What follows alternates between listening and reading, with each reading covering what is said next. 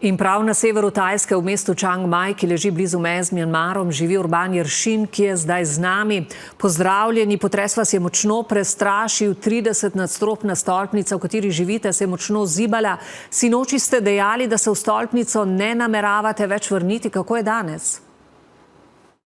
V tem kompleksu, kjer sem živel, smo dobili obvestilo inšpekcije, da stolpnica ni doživela nobenih globokih poškodb temeljev ali pa karkoli drugega, ampak da so v bistvu vse poškodbe, ki so bile bolj površinske. Tako da sem šel tudi danes nazaj domov, ker sem imel še hrano v hladilniku in sem šel na večerjo tja.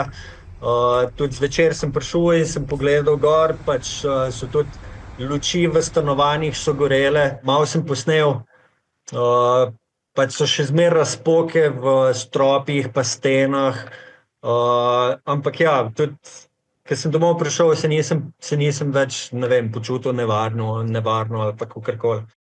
Kakšno pa je vzdušje v mestu, na ulicah? Je še čutiti strah ali je skoraj da vse po starem?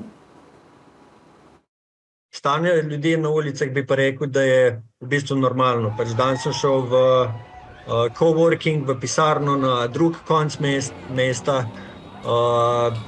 Ne bi sploh opazil, če bi turist prišel v deželo, mislim, da ne bi opazil, da ljudje živijo v paniki ali pa kakorkoli drugega.